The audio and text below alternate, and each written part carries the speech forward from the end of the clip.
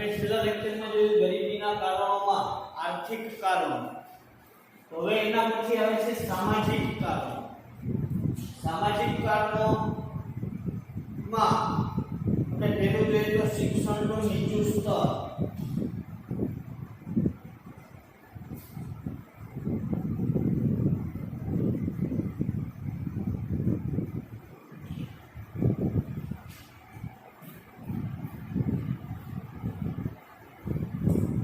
શિક્ષણનું નીચું સ્તર એટલે કે વ્યક્તિ પૂરતા પ્રમાણમાં શિક્ષણ ન મેળવેલું હોય, એટલે કે એમાં ઓછા પ્રકારની આવડતો હોય છે, જેના કારણે એ વ્યક્તિ દરેક પ્રકારનું કામ કરી શકતો નથી. એ વ્યક્તિ તાલીમયુક્ત ન હોવાને કારણે પોતાની આવક પૂરતા પ્રમાણમાં મેળવી શકતો નથી. ભારતમાં ગરીબી માટે એક મહત્વનું કારણ શિક્ષણ, તાલીમ અને કૌશલ્યની ઉણપ છે. કૌશલ્યની ઉણપ એટલે કે એમાં કોઈ પણ પ્રકારનું કૌશલ્ય ન હોય કે જેથી કરીને સીધું કામ મેળવી શકે. એને કોઈ પણ કામ કરવું હોય તો પહેલા એના માટે ટ્રેનિંગની જરૂર પડે છે. પોતાનામાં કોઈ ચોક્કસ પ્રકારનું ટેલેન્ટ હોતું નથી. શિક્ષણના નીચા સ્તરને કારણે ખાસ કરીને ગ્રામીણ કૃષિ ક્ષેત્રે નવી ટેકનોલોજી, નવી ખેત પદ્ધતિઓ, સંશોધનો, ખેત ઉત્પાદનના વેચાણ માટે બજારોના ભાવ, લાભ પ્રાપ્ત થતા નથી. આના પરિણામે ખેતી ક્ષેત્રે એક તરફ હેક્ટર દીઠ ઉત્પાદકતા ઓછી રહે છે. પૂરતા પ્રમાણમાં શિક્ષિત વ્યક્તિ ન હોય, જેના કારણે તે વર્તમાન ટેકનોલોજીનો પૂરતા પ્રમાણમાં ઉપયોગ કરી શકતો નથી. પૂરતા પ્રમાણમાં પોતાના કૌશલ્ય, આવડત દાખવી શકતો નથી, જેના કારણે ઉત્પાદન કેવું થાય છે? ઓછું. ઉત્પાદન ઓછું થવાને કારણે વ્યક્તિની આવકમાં ઘટાડો થાય છે અને તે વ્યક્તિ ગરીબ જોવા મળે છે. તો બીજી તરફ શ્રમિક દીઠ ઉત્પાદકતા પણ નીચી રહે છે, જે ખેડૂતોની નીચી આવકોમાં પરિણમે છે.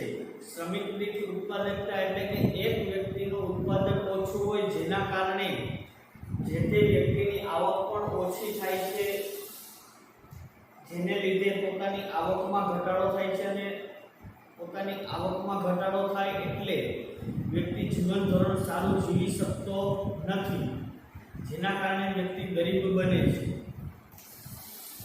આ ઉપરાંત શિક્ષણના નીચા સ્તરને કારણે ગામડાઓમાં વૈકલ્પિક રોજગારીની તકો પણ ઓછી મળે છે. શિક્ષણનું ઓછું પ્રમાણ, યોગ્ય લાયકાત ન હોય અથવા તો કામ કરવાનું કૌશલ્ય ન હોય, જેના કારણે ગ્રામ્ય વિસ્તારમાં અન્ય કોઈ બીજું કામ પણ મળી શકતું નથી. વેતન દરો નીચા રહે છે. કોઈ પણ ચોક્કસ પ્રકારની આવડત ધરાવતો નથી, જેના કારણે તે વ્યક્તિનું વેતન પણ કેવું રહે છે? ઓછું. તેથી ગરીબીનું સ્તર ઊંચું રહે છે અને બેરોજગારીનું સ્તર પણ ઊંચું રહે છે. વ્યક્તિને પૂરતા પ્રમાણમાં કામ મળી શકતું નથી. એના પછી છે લૈંગિક અસમાનતા.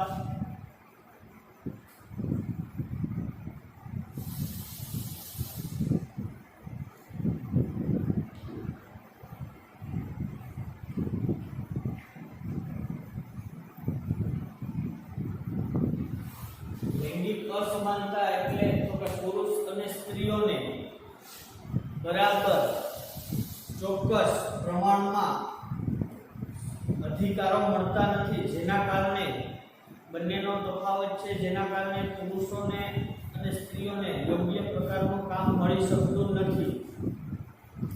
ભારતમાં સ્ત્રી પુરુષ અસમાનતા એટલે કે લૈંગિક અસમાનતા શરૂઆતથી જ અસ્તિત્વમાં છે. સમાજમાં સ્ત્રીઓના સ્વાસ્થ્ય પ્રત્યે ઓછું ધ્યાન આપવામાં આવે છે. ભારત આઝાદ થયું એ પહેલા બાળકીને દૂધ પીતી કરવી આવા પ્રકારના રિવાજો હતા. કે કોઈ પણ વ્યક્તિને ત્યાં દીકરીનો જન્મ થાય તો એને મારી નાખવામાં આવે. તો આવી પ્રથાઓના કારણે, આવી સિસ્ટમને કારણે સ્ત્રીઓને ઓછા પ્રમાણમાં છૂટછાટો, ઓછા પ્રમાણમાં કામ કરવાની પદ્ધતિઓ શીખવાડવામાં આવતી. પરિણામે સ્ત્રીઓમાં કુપોષણ, ઓછું વજન, નબળાઈનું પ્રમાણ વધારે છે. ટૂંકમાં દીકરો અને દીકરી બંને એક ઘરમાં હોય તો દીકરાને વધુ માન આપવામાં આવે, દીકરાને વધારે પ્રમાણમાં સુવિધાઓ આપવામાં આવે. દીકરીઓને એટલે કે સ્ત્રીઓને કોઈ ચોક્કસ પ્રકારની સુવિધા મળતી નથી. ચોક્કસ પ્રકારનો આરોગ્ય સારું રહે એ માટે પૌષ્ટિક આહાર આપવામાં આવતો નથી, જેના પરિણામે પ્રસૂતિ સમયે માતાનો મૃત્યુદર ઊંચો રહે છે. તેમજ નવા જન્મેલા બાળકોના સ્વાસ્થ્યમાં ઘટાડો કરે છે. વ્યક્તિનું એટલે કે સ્ત્રીઓનું શરીર નબળું હોય, વજન ઓછું હોય, કુપોષણનો શિકાર બનતી હોય, જેથી કરીને જે સ્ત્રી બાળકને જન્મ આપે છે પ્રસૂતિ સમયે, તો એ બાળકમાં પણ અસર જોવા મળે છે. બાળક પણ નબળું હોય છે અને બાળકોનું સ્વાસ્થ્ય કેવું રહે છે? નબળું. જેથી કરીને ભારતમાં આરોગ્યમાં વધારે પ્રમાણમાં ખર્ચ થાય છે. કામની વહેંચણી બાબતે પણ સ્ત્રીઓ ઘરનું કામ કરે તેવી માન્યતાને કારણે સ્ત્રીઓમાં શિક્ષણનું સ્તર નીચું છે. ઘરમાં દીકરી હોય તો આપણે એમ કહેતા હોય કે ઘરનું જ કામ કરવાનું છે. આવી જૂનવાણી વિચારધારાઓ ધરાવતા વ્યક્તિઓ હોય છે જે પોતાની દીકરીઓને અભ્યાસ કરાવતા નથી, જેના કારણે ઓછું શિક્ષણ હોવાને કારણે તે અન્ય જગ્યાએ કામ કરી શકતી નથી અને આવકમાં વધારો કરી શકતી નથી. કામની વહેંચણી બાબતે પણ સ્ત્રીઓ ઘરનું કામ જ કરે, અન્ય બહારનું કામ કરી શકતી નથી એવું માનવામાં આવે છે. તેવી માન્યતાને કારણે સ્ત્રીઓમાં શિક્ષણનું સ્તર નીચું રહે છે. તેમજ તેઓને આર્થિક ક્ષેત્રે કામકાજની તકો ઓછી ઉપલબ્ધ થાય છે. સ્ત્રીઓને પૂરતા પ્રમાણમાં યોગ્ય કામ મળતું નથી. જો કોઈ મહેનતવાળું કામ હોય તો સ્ત્રીઓને કરવા દેવામાં આવતું નથી. આ ઉપરાંત કામકાજના સ્થળે પુરુષ કરતાં સ્ત્રીઓના વેતન દરો સામાન્ય રીતે ઓછા જોવા મળે છે. સ્ત્રીઓ પૂરતા પ્રમાણમાં કામ કરી શકતી નથી મહેનતવાળું, જેથી કરીને પુરુષોની સાપેક્ષે સ્ત્રીઓનું વેતન કેવું હોય છે? તો કે ઓછું હોય છે. અર્થતંત્રની કુલ જનસંખ્યામાં સ્ત્રીઓનું પ્રમાણ લગભગ અડધાથી પણ ઓછું છે. ભારતમાં 50% કરતાં ઓછી સ્ત્રીઓની સંખ્યા છે, પુરુષોની સંખ્યા વધારે છે, જે લૈંગિક અસમાનતા ધરાવે છે. ગુજરાતમાં 1000 પુરુષોએ 919 જેટલી સ્ત્રીઓ છે અને ભારતમાં 1000 પુરુષોએ 933 જેટલી સ્ત્રીઓનું પ્રમાણ છે. એટલે કે આ જે અસમાનતા જોવા મળે છે એ લૈંગિક અસમાનતા, એટલે કે પુરુષોની સાપેક્ષે સ્ત્રીઓની સંખ્યા કેવી છે? ઓછી. જેમાં સ્વાસ્થ્યનું નીચું પ્રમાણ અને આર્થિક ક્ષેત્રે કામકાજની ઓછી તકોને કારણે કુટુંબોની આવકો નીચી રહે છે. તેથી ગરીબીનું પ્રમાણ વધુ જોવા મળે છે. સ્ત્રીઓ કામ કરતી નથી, જેથી કરીને કુટુંબની આવકમાં શું થાય છે? ઘટાડો. એટલે કે ઓછી આવક રહે છે, જેના કારણે વ્યક્તિ સારું જીવન ધોરણ જીવી શકતો નથી અને ગરીબી વધારે પ્રમાણમાં જોવા મળે છે. એના પછીનો 5મો મુદ્દો છે અન્ય કારણો.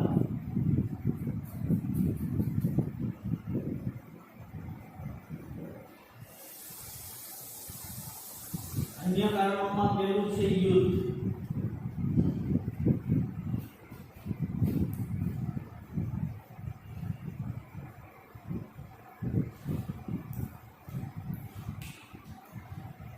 યુદ્ધ થાય ત્યારે સરકારને શસ્ત્ર સરંજામ, અણુ ઉપાર્જન એવા સ્ત્રોત પાછળ વધારે પ્રમાણમાં ખર્ચ કરવો પડે છે, જેના કારણે વ્યક્તિની જે જરૂરી ચીજ વસ્તુઓ છે એના પાછળ સરકાર પૂરતા પ્રમાણમાં ખર્ચ કરી શકતી નથી.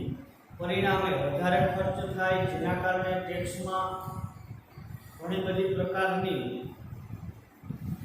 વધારો કરવામાં આવે છે, જેના કારણે આર્થિક સુવિધાઓ વ્યક્તિ પાસે જે ઉપલબ્ધ હોય તેમાંથી એને ટેક્સ ચૂકવવો પડે છે.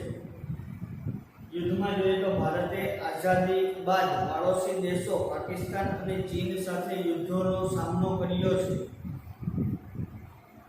યુદ્ધના સમયમાં દેશમાં અછત ધરાવતા સંસાધનો યુદ્ધ માટે જરૂરી શસ્ત્ર સરંજામ ઉત્પાદન અને આયાત પાછળ ખર્ચાય છે. દેશમાં કોઈ ચોક્કસ પ્રકારના અણુ ઉપાર્જન શસ્ત્ર સરંજામના સાધનો ન હોય જેના પાછળ ઉત્પાદન કરવું પડે અથવા તો અન્ય દેશ પાસેથી આયાત કરવી પડે. ઉત્પાદન કરે અથવા તો આયાત કરે તો એના માટે વધારે પ્રમાણમાં ખર્ચ કરવો પડે છે. ત્યારે જીવન જરૂરી ચીજવસ્તુઓના ઉત્પાદનમાં ઘટાડો થાય છે. જીવન જરૂરી ચીજવસ્તુઓના ઉત્પાદનમાં ઘટાડો થાય છે એટલે કે વ્યક્તિની આવકમાં પણ ઘટાડો જોવા મળે છે. જો આવક ઘટે એટલે વ્યક્તિનું જીવન ધોરણ નીચું આવે છે.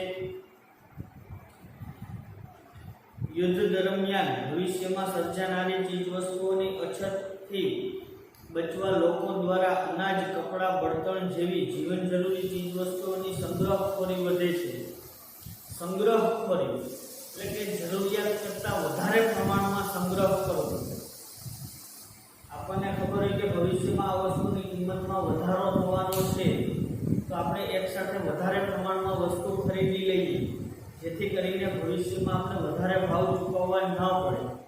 તો આવી સંગ્રહખોરી વધે છે જેના કારણે જે વ્યક્તિ ગરીબ છે એટલે કે જે વ્યક્તિ મજૂરી કરી અને પોતાનું ગુજરાન ચલાવે છે એવા વ્યક્તિ સંગ્રહ કરી શકતા નથી. જેને પૂરતા પ્રમાણમાં પૈસા ચૂકવી અને વસ્તુ ખરીદવી પડે છે જેથી કરીને વ્યક્તિની આવકનો મોટો ભાગ જીવન જરૂરિયાતની ચીજ વસ્તુ પાછળ ખર્ચાય છે અને બચત કરી શકતો નથી. સંગ્રહખોરી વધે છે, પરિણામે ઝડપથી ભાવો વધે છે. વધારે વસ્તુની માંગ હોય એમ વસ્તુની કિંમતમાં વધારો થાય છે. આમ યુદ્ધને પરિણામે દેશ વિકાસની પ્રક્રિયામાં ઘણું જ પાછળ ધકેલાય છે. આવા યુદ્ધના કારણે દેશની જે કંઈ આર્થિક વિકાસની ગતિ છે એમાં અવરોધ ઊભો થાય છે અને દેશ પાછળ ધકેલાય છે એટલે કે વ્યક્તિની આવક ઓછી થાય છે, જીવન ધોરણ નીચું આવે છે. વારંવાર યુદ્ધનો સામનો કરવાને કારણે ભારતમાં વિકાસલક્ષી ખર્ચમાં કાપ મુકાયો છે. વિકાસલક્ષી ખર્ચ એટલે કેવા ખર્ચ? તો કે જે સમાજ પાછળ, વ્યક્તિ પાછળ, દેશના નાગરિકો પાછળ કરવામાં આવતો ખર્ચ. ઉદાહરણ તરીકે એક જગ્યાએથી બીજી જગ્યાએ પહોંચવા માટે રોડ, રસ્તાઓ, ટૂંકમાં એક જગ્યાએથી બીજી જગ્યાએ ઝડપથી પહોંચી શકાય જેથી કરીને વ્યક્તિ એક સ્થળેથી બીજા સ્થળે જઈ પોતાની આવકમાં વધારો કરે છે. એના પાછળ ઓછો ખર્ચ થાય જેના કારણે રોડ રસ્તાનું કામ ન થાય તો એક જગ્યાએથી બીજી જગ્યાએ કામ કરવા માટે જઈ શકાતું નથી. પછી બીજું તો કે સરકારી શાળાઓ, સરકારી યોજનાઓ જેના અંતર્ગત ગરીબ વ્યક્તિ પણ એનો લાભ મેળવી અને પોતાનામાં કૌશલ્ય દાખવી શકે છે.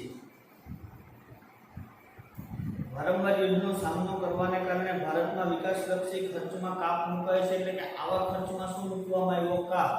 જેના કારણે દરેક વ્યક્તિ સુધી, ભારતના દરેક નાગરિક સુધી તમામ સુવિધાઓ પહોંચી શકતી નથી.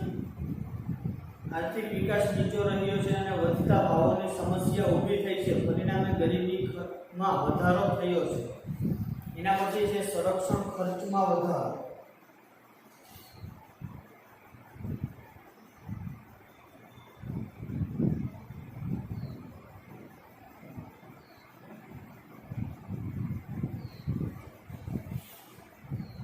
સંરક્ષણ ખર્ચમાં વધારો એટલે તો કે પોતાના દેશનું રક્ષણ કરવા માટે વધારે પ્રમાણમાં શસ્ત્રો, વ્યક્તિઓની જરૂર પડે છે.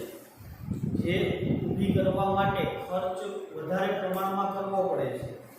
વારંવાર થયેલા યુદ્ધના કારણે દેશની સંરક્ષણની બાબત વધુ ગંભીર બની હતી.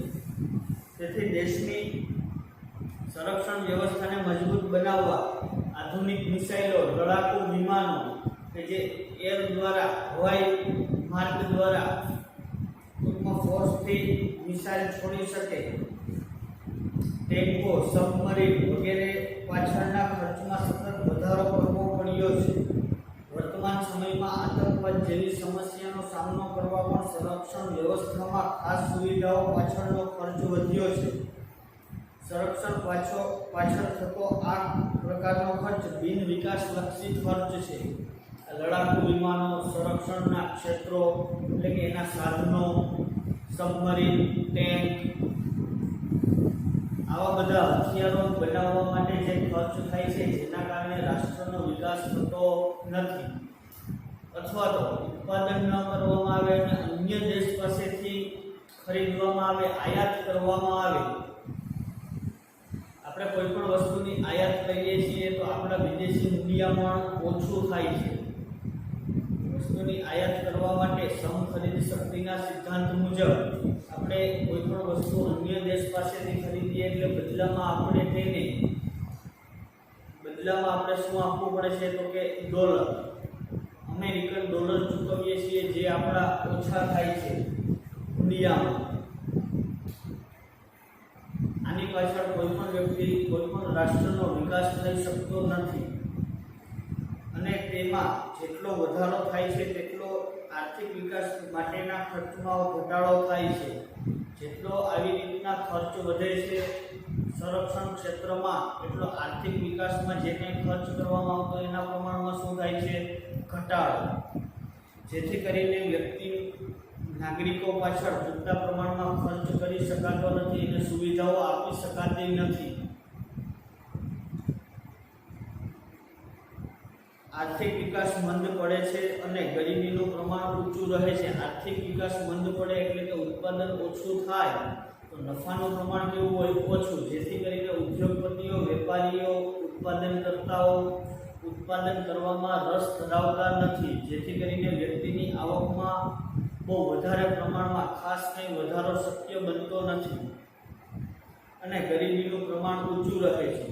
એના પછી આવે છે ખામીયુક્ત નીતિઓ.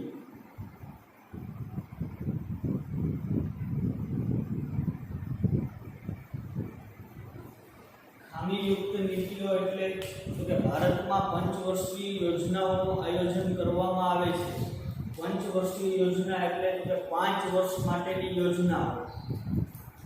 ભારત આઝાદ થયું પછી 1951 થી પંચવર્ષીય યોજનાઓની શરૂઆત થઈ. ભારતમાં ઝડપી આર્થિક વિકાસ માટે આયોજન હેઠળ બીજી પંચવર્ષીય યોજનાથી પાયાના અને ભારે ઉદ્યોગોને મહત્વ આપવામાં આવ્યું.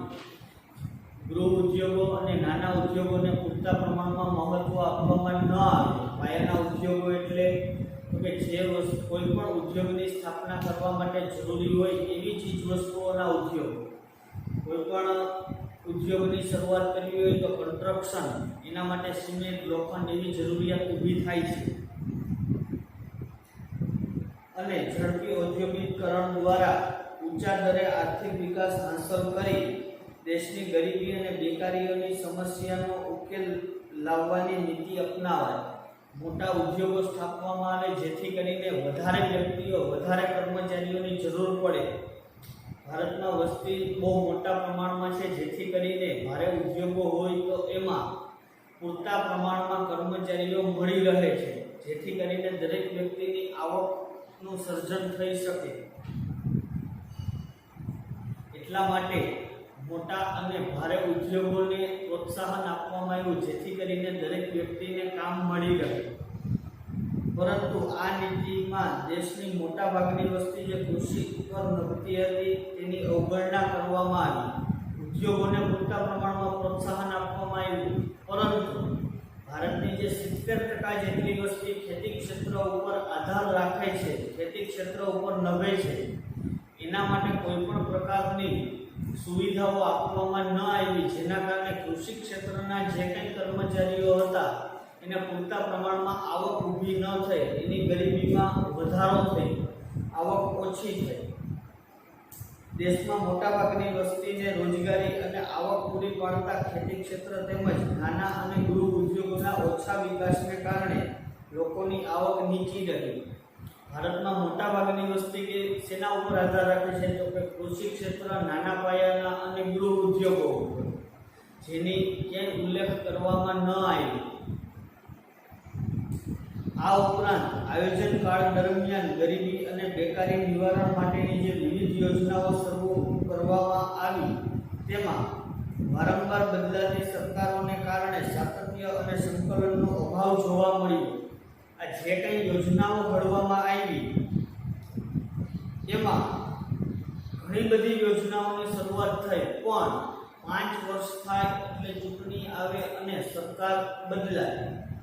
સરકાર એટલે કે પક્ષ બદલે એટલા માટે અગાઉની જે નીતિઓ હોય એને ખારેજ કરવામાં આવે, એને નાબૂદ કરવામાં આવે અને નવી સરકાર નવી નીતિઓ યોજે છે, જેના કારણે જૂની જે નીતિઓ હતી એમાં થોડો ઘણો વ્યક્તિઓને લાભ થયો હોય એ નાબૂદ થાય છે અને નવી યોજના અંતર્ગત એમાં ફેરફારો કરવામાં આવે છે. આ સાતત્ય અને સંકલનનો અભાવ જોવા મળ્યો. પરિણામે આ યોજનાઓ દ્વારા લક્ષ્યાંક મુજબ એનું જે લક્ષ્ય હતું કે ભાઈ આટલા કરોડ વ્યક્તિઓને રોજગારી મળશે એ સિદ્ધ થયો નહીં, જેના કારણે ગરીબીમાં વધારે પ્રમાણમાં વધારો થતો ગયો. આ હતા ગરીબીના કારણો. 5 માર્કમાં આ પ્રશ્ન પૂછાઈ શકે કે ભાઈ ગરીબીના કારણો સમજાવો.